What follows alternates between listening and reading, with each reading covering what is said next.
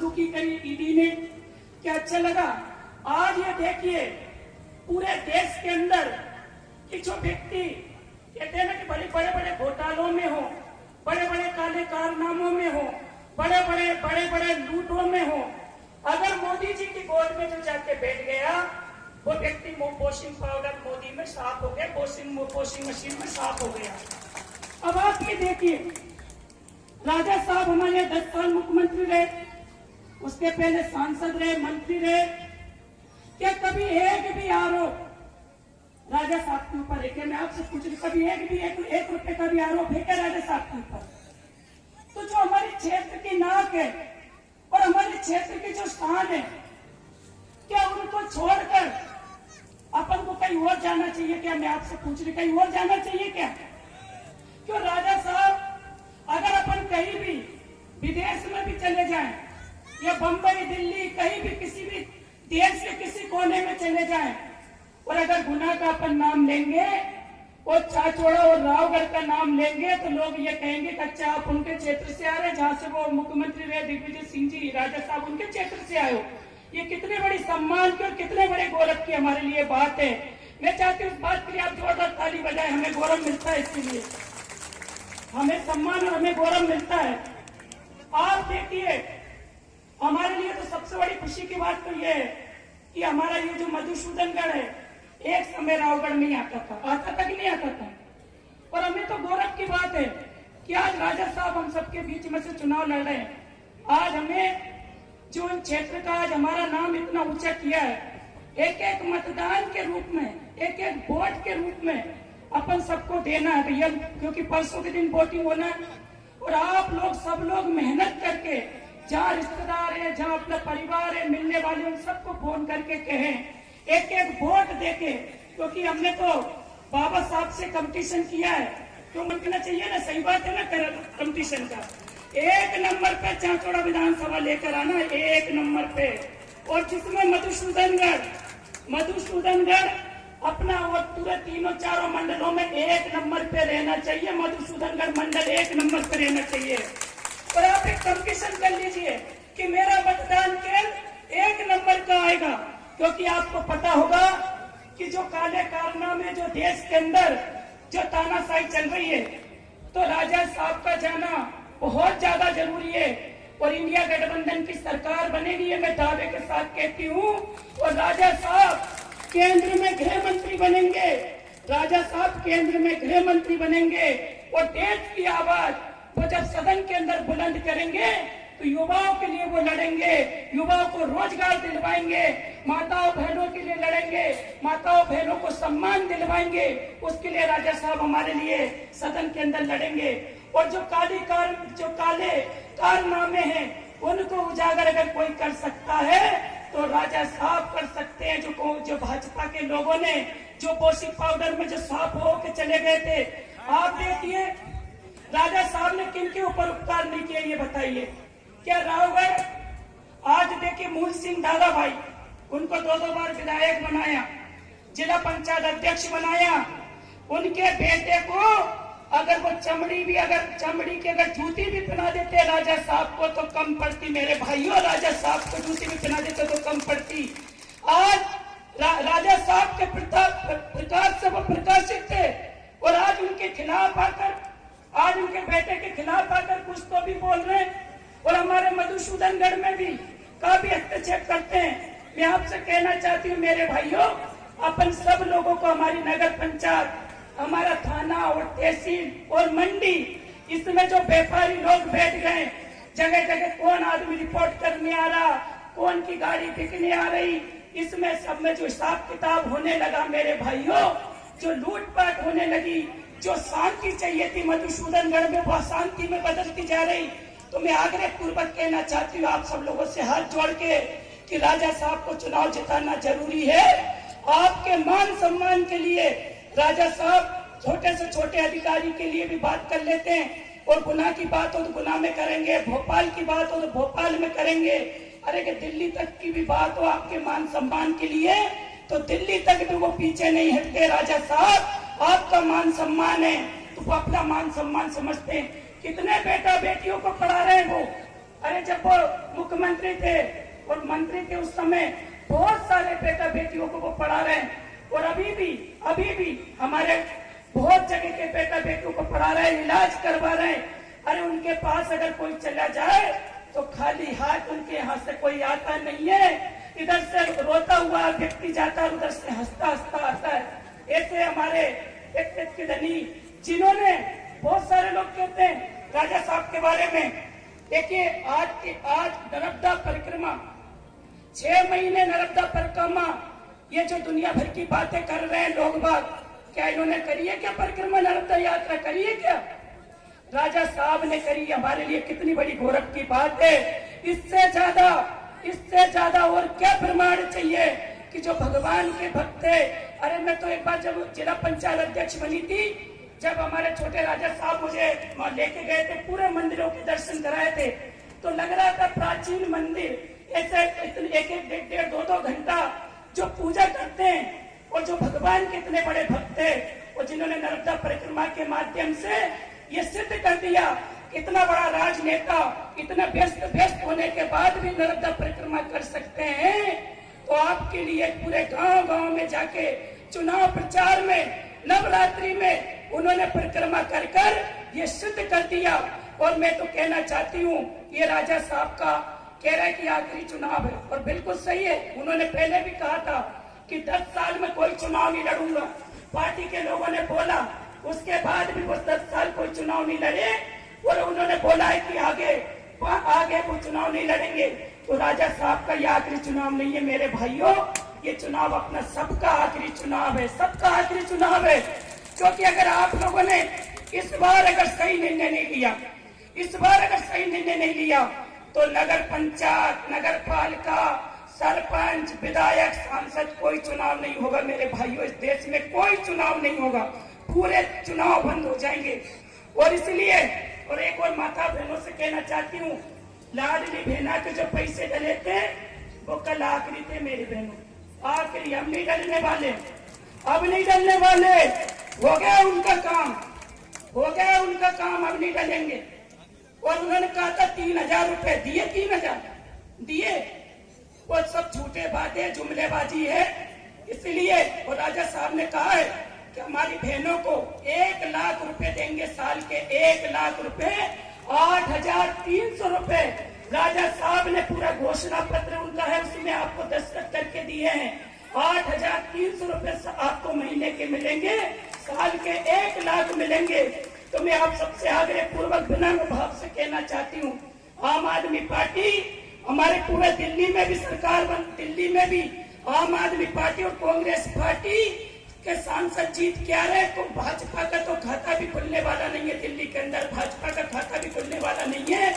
और 2 चरणों के जो चुनाव हुए, क्या आपने देखा होगा मोदी जी कितने जोर से बोलते थे, अब की बार 400 पार, क्या बोलते थे, अब की बार 400 पार। अब नहीं बोल रहे 400 पार, क्योंकि 2 चरणों में इंडिया गठबंधन की सांसद आ रहे हैं। और मैं आप सबसे हाथ जोड़ के विनम्र भाव से कहना चाहती हूँ, और झोली फैला के मैं आप सबसे मांगती हूँ, मैं इस क्षेत्र की बेटी हूँ, और इस क्षेत्र की बेटी को आप लोग खाली हाथ नहीं जाने दोगे, ये मुझे भरोसा है और विश्वास है। मैं झोली फैला के माननीय राजा साहब के लिए वोट आप सबसे मांग रही हूँ, और 1 नंबर पे चिन्ह राजा साहब का। कितने पे? 1 नंबर पे।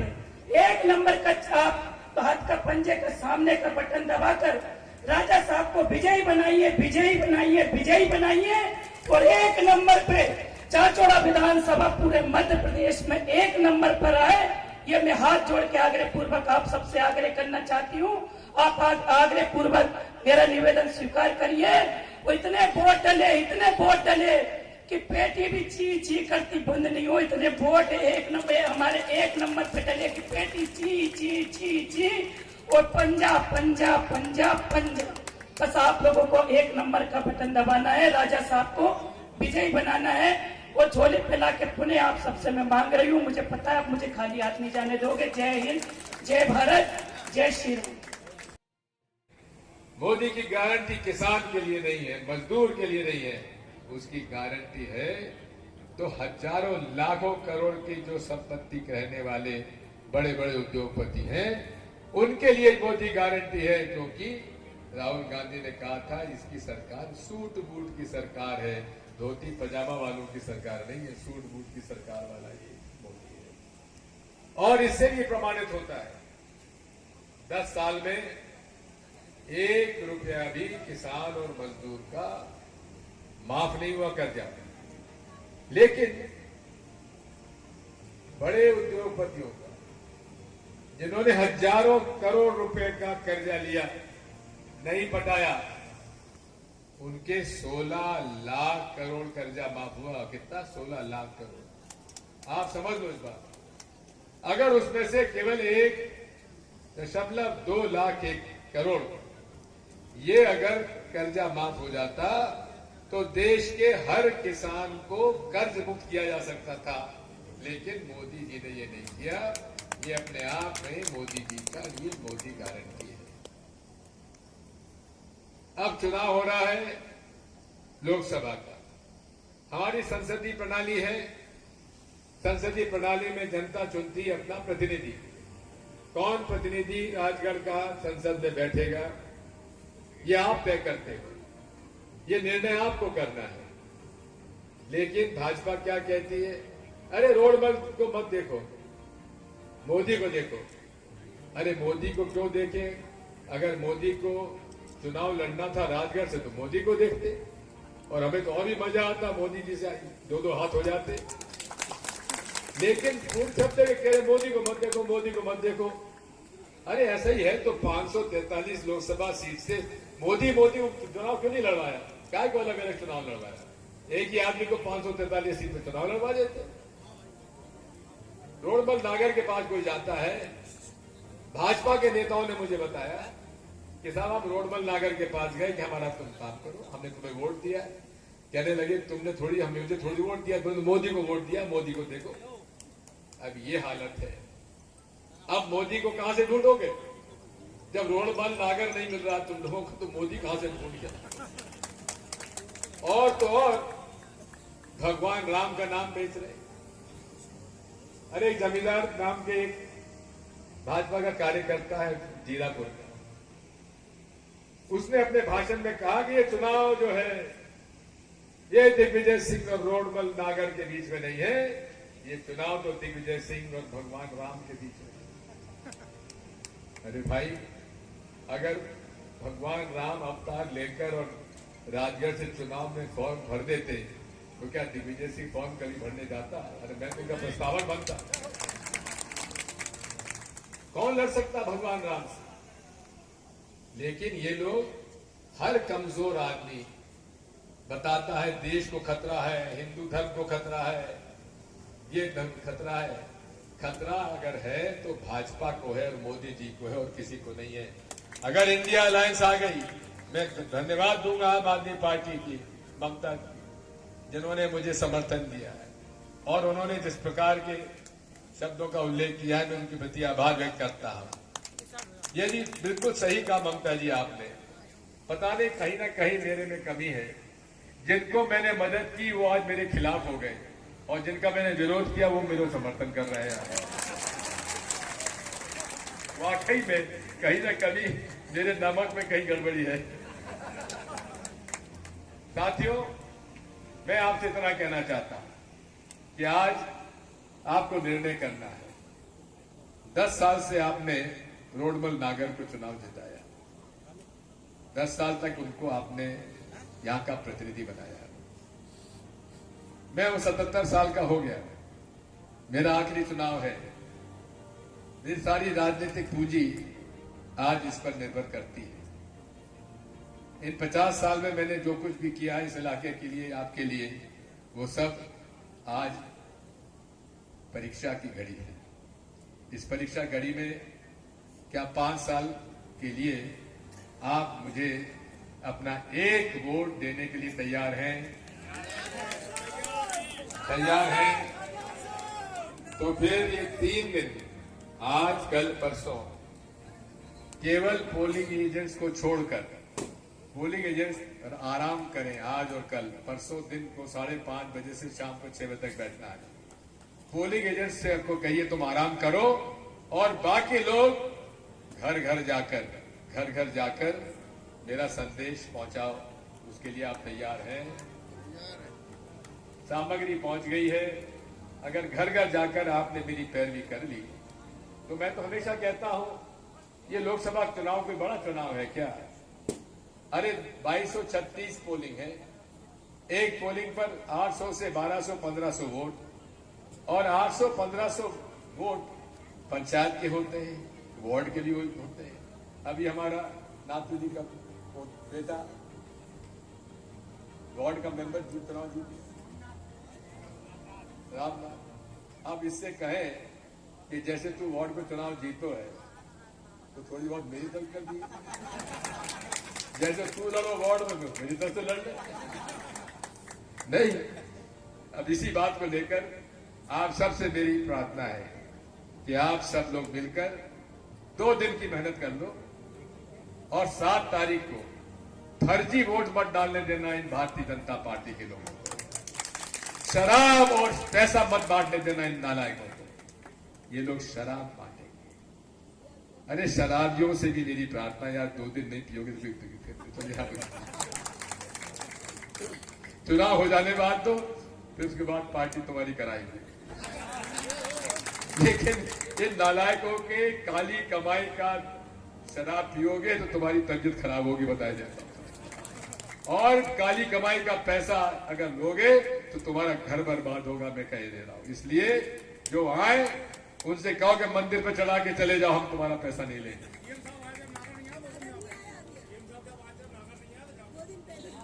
अरे नागर काय कौन लगा? बात यह है, अब इनको भी पता नहीं क्या हो गया है। हमारे मुख्यमंत्री जी को मामा बेचारे चले थे कि मैं मुख्यमंत्री बनूंगा, अब पर्ची निकली मोहन यादव की। आके कहने लगे मधुसूदनगढ़ होना चाहिए। मधुसूदन, अरे मेरे भाई वो तो मैं पहले ही कर चुका। कृष्ण वल्लभ पालीवाल जी ने मुझसे कहा था कि ये मधुसूदनगढ़ नहीं मधुसूदनगढ़ होना चाहिए। हमारे थाने पे सब जगह मधुसूदनगढ़ लिखा हुआ है, सरकारी पकड़, तहसील मंडी थाने पे सब मधुसूदनगढ़ लिखा है। लेकिन कुछ अज्ञान भाजपा के नेताओं ने मुख्यमंत्री जी गुमराह कर दिया। उन्होंने कहा मैं इसको तत्काल करके दूंगा। अरे महाराज क्या तत्काल करोगे, जो काम हो चुका पहले उसको क्या तत्काल करोगे? बात यही है साथियों। मेरे बारे में कहते हैं ये राम विरोधी है। राम विरोधी कभी हो सकते हैं दिग्विजय सिंह? राघोगढ़ का नाम राघो जी के साथ, राघो जी के मंदिर में निरंतर अखंड ज्योत जलती है। हम सेवक हैं भगवान राम की। और इन्होंने जब यात्रा निकाली थी अडवाणी जी की, उस समय शिला पूजन का चंदा मांगा, चंदा वहां भी दिया। अदालत के आदेश से मंदिर बन रहा है, उसमें चंदा मांगा। शिवराज सिंह मामा ने दी 1 लाख, मैंने दी 1,11,000। फिर भी मैं राम विरोधी हो गया। इन्होंने जब मेरे खिलाफ बोला है तो इनके खिलाफ मैंने FIR दर्ज कराई है और शिकायत की है। यहां कह गए कि दिग्विजय सिंह की ये प्रचारक में 22 मौलवी काम कर रहे हैं। अरे मेरे हैं 200 मौलवी। अरे मेरे लिए तो महात्मा भी कर रहे हैं, साधु भी प्रचार कर रहे हैं, मौलवी भी कर रहे हैं, मौलाना भी कर रहे हैं, गरीब भी कर रहा है, अमीर भी कर रहा है, व्यापारी भी कर रहा है, उनसे जाति के लोग भी कर रहे हैं। जिसके पास कुछ नहीं है, रोज कमाता है खाता है, वो भी कर रहा है। और बड़े बड़े हमारे स्टेट मधुसूदनगढ़ के वो भी कर रहे हैं, किसान भी कर रहा है, मजदूर भी कर रहा है, उसका हारे हलवाई भी कर रहे हैं। कौन मेरे लिए काम नहीं कर रहा है? सब कर रहे हैं। लेकिन हर बात में हिंदू मुसलमान, हिंदुस्तान पाकिस्तान करने बिना इनकी नींद पूरी नहीं होती। केवल देश को बर्बाद करना इनका लक्ष्य है। ये देश सबका है। इस देश को आजादी की लड़ाई में एक तरफ शहीद भगत सिंह ने फांसी का फंदा चूमा था, तो अशफाकुल्लाह ने भी फांसी का फंदा चूमा। ये भारत सबका है और इस भारत को तोड़ने का जो प्रयास किया जा रहा है, इसीलिए दिग्विजय सिंह को ये पसंद नहीं करते कि मैं इनके खिलाफ बोलता हूं। अमित शाह जी खिलचीपुर आए, बड़ा प्रेम झलका उनके भाषण में। 15 मिनट के भाषण में 17 बार दिग्विजय सिंह उनको याद आए। पता नहीं उनको सपना भी दिग्विजय सिंह का आता है कि नहीं आता है। बात वही है। और अंत में क्या बोले भाजपा के कार्यकर्ताओं से, ये भाजपा के कार्यकर्ताओं दिग्विजय सिंह का जनाजा शानदार रूप से निकालना। अरे मेरे भाई, अब मुझे कहना नहीं चाहिए, कुछ चिड़ियां ऐसी होती हैं, उनके श्राप से गाय नहीं मरती। जब तक मेरे को ईश्वर जिंदा रखेगा मैं रहूंगा, और मुझे भाजपा के कंधे नहीं चाहिए, मेरे पास कांग्रेस के करबट कार्यकर्ताओं के कंधों को मैं ये निवेदन करने आया हूं। आज मोदी और शाह जी के खिलाफ कोई बोलता नहीं, डर लगता है। ईडी, आईटी, सीबीआई, पता नहीं क्या होगा। तो मैं आपसे कहना चाहता हूं कि दिग्विजय सिंह 10 साल मुख्यमंत्री रहा, 5 साल मंत्री रहा, सांसद रहा, एक भी आरोप मेरे खिलाफ कहीं नहीं लगा, क्योंकि मैंने कोई निर्णय नहीं लिया। निर्णय मंत्रिमंडल ने लिया। मेरे पास कोई विभाग ही नहीं था, मेरे पास कोई फाइल ही नहीं आती थी, तुम मेरे कहां पकड़ोगे। साथियों, आज मैं निडर होकर मोदी जी के खिलाफ भी बोलता हूं, अमित शाह जी के खिलाफ भी बोलता हूं, लेकिन एक बात जरूर कहना चाहता हूं। आरएसएस की विचारधारा से मेरा मतभेद है, लेकिन उनकी कर्मठता और ईमानदारी और जिस प्रकार से वो अपने एक आदर्श के ऊपर टिके हुए, मैं उनका सम्मान भी करता हूं। लेकिन आज हालत ये हो गई है, वो सब घर में बैठे हैं। एक जमाने में मधुसूदनगढ़ के कई परिवार में जानता हूं जो आरएसएस के बड़े कार्यकर्ता हुआ करते थे। आज वो भाजपा में कहां हैं? उनके बच्चों को, पोतों को, परिवार को कोई पूछ रहा है क्या?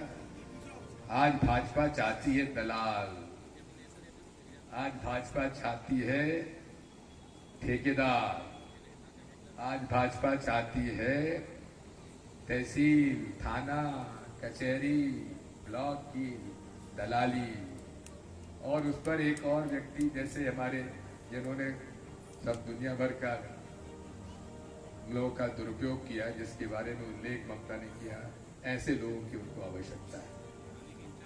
मैं आपसे कहना चाहता हूं कि उनके प्रति मैं उनकी इज्जत करता हूं। हाँ, वैचारिक मतभेद मेरे थे, हैं और रहेंगे, लेकिन वो संघ परिवार फिर भी ये बेईमान भ्रष्ट नए मोदी परिवार से कहीं बेहतर था, मैं आपसे कह सकता हूं। मोदी परिवार में है कौन? मोदी परिवार में वो सब हैं जो बेईमान भ्रष्ट का नेताओं का जिक्र जो हमारी ममता बहन ने किया है, ये सब वो लोग हैं जो यहां पैसा खा खा के जिनके ऊपर ईंट ले गए, एक मुख्यमंत्री बन गया, एक उप मुख्यमंत्री बन गया। ये सब अब मोदी परिवार है। मोदी परिवार या कि भ्रष्ट परिवार, संघ परिवार, यानी कि उनसे बेहतर और ईमानदार परिवार। इस सब बातों को समझना चाहिए। मैं बताना चाहता हूं, एक जमाना था इमरजेंसी का। प्रकाश चंद्र सिंह मुख्यमंत्री थे, वे संघ के लोगों को पकड़ रहे थे, गिरफ्तार कर रहे थे। वे संघ भाजपा के भारतीय जनसंघ के लोगों को पकड़ रहे थे। मैंने सेठी जी से कहा कि यहां पर आप मेरे इलाके से किसी को गिरफ्तार नहीं करेंगे। गलती से राम प्रसाद शिवरे बंद हो गए थे, उनको भी मैं छुड़ा लाया। और आज भी मैं कहता हूं, मैंने कभी भी वैचारिक मतभेद होने के बावजूद भी मैंने कोई भी संघ या भारतीय जनसंघ या भारतीय जनता पार्टी के नेता को, उसके परिवार को कभी बेमतलब को परेशान नहीं किया, कभी अन्याय नहीं किया। मैं आज भी कायम हूं। कई बार मेरे पे हमारे कांग्रेस के कार्यकर्ता मुझसे नाराज हो जाते हैं कि साहब इसने आपका विरोध किया, अब ये फंस रहा है, इसको फंसाइए। मैं कहता हूं कि भाई देखो, मैंने इसकी जांच पड़ताल करा ली, अगर इसने कसूर किया होगा तो छोड़ो, मैं इसको सर्व नहीं करूंगा। लेकिन झूठा केस बनाने पर किसी को फंसाया जाए, मैं कतई इसके पक्ष में नहीं। ये मेरा हमेशा काम करने का तरीका रहा है और यही मेरे जीवन की पूंजी है। और ये पूंजी आपके हाथ में है। परसों के रोज हाथ की पंजे पर बटन दबाएं, सबसे ऊपर दिग्विजय सिंह का नाम आता है। नीचे देखने की जरूरत नहीं है, ऊपर देखो, बटन दबाओ और आगे बढ़ो। अब ये हम आम आदमी पार्टी के ममता जी के साथ जो लोग यहाँ पर पधारे उनका स्वागत है।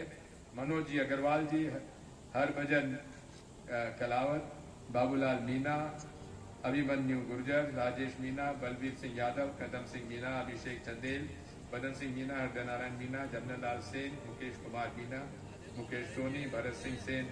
आज सेन महाराज जयंती है भाई, हमारे सभी सेन, हमारे जो सेन समाज के लोग हैं उनको मेरी बहुत हार्दिक शुभकामनाएं। क्योंकि भरत सिंह सेन, मनोज मीना सरपंच, राम सेवक मीना, समंदर सिंह मीना, नेमी मीना सरपंच, गोलू मीना, राकेश मीना, जगदीश टेलर, सबका हार्दिक स्वागत, बहुत बहुत अभिनंदन और आपके प्रति आभार। बहुत बहुत धन्यवाद।